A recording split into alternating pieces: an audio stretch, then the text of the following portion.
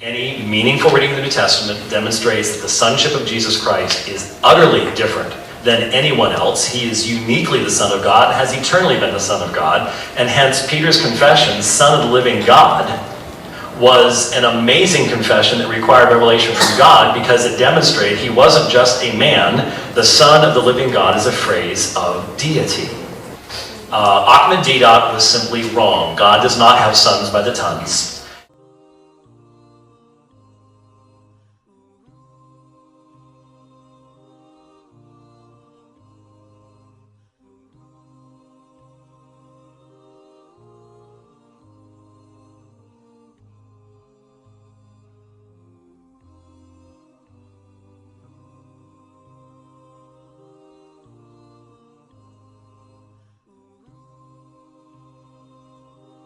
This expression made by Peter, when Jesus asked, he said, "Who do you think I am?"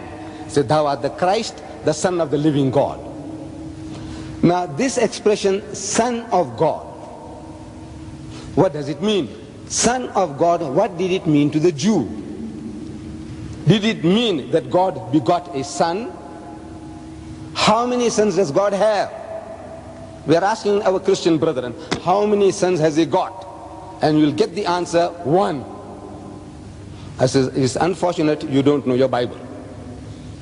See, God, in the Gospel of St. Luke, chapter 3, you read there the genealogy of Jesus, and it says, and Adam, the son of God. So was Adam the son of God? He must be. Then Jesus Christ, he says, all the good people, as many as are led by the Spirit of God, are the sons of God. Means every Tom, Dick and Harry, if you follow the will and plan of God, he is a godly person. In the language of the Jew, he is a son of God. Then you read from the book of Genesis, chapter 6, verse 3, it says, and the sons of God, Science von Gott, and the sons of God saw the daughters of men, that they were fair, and they took them to wife all that they chose. How many did he have? Many.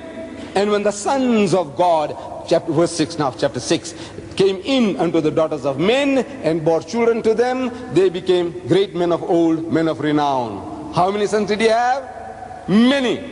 In the book of Exodus, God says, Israel is my son, even my firstborn. In the book of Jeremiah, he said, Ephraim is my son, even my firstborn. In the book of Psalms, God speaks to David. He said, I will declare a decree unto thee that thou art my son. This day have I begotten thee.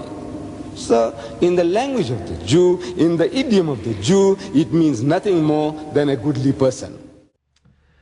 Ahmed Deedat. Now there's a man I wish I had had the opportunity of debating. Not because he was actually a particularly good apologist, but he was a tremendous showman. He was not a scholar.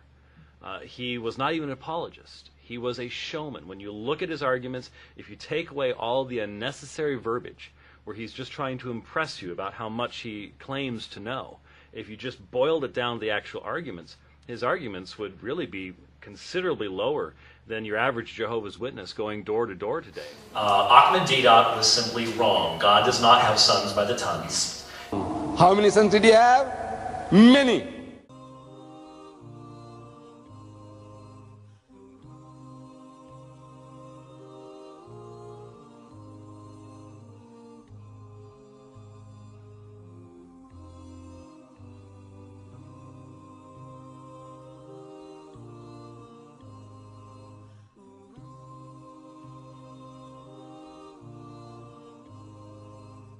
In the scripture, the Son of God is not divine in any way. You pointed to 2 Samuel chapter 7, verse 12 through 16. That's a Davidic covenant. Mm-hmm. It's referring specifically to the one who builds the house and the children of King David, that he will be to me a son. King Solomon was hardly a god, but he was the Son of God. The Son mm-hmm. of God means in the Bible someone who is performing the work, the activities of God on earth. He was not a scholar. He was not even an apologist. He was a showman.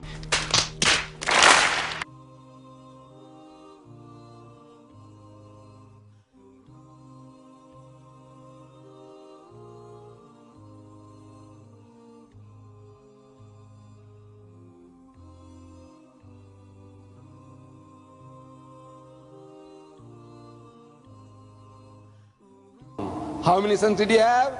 Many.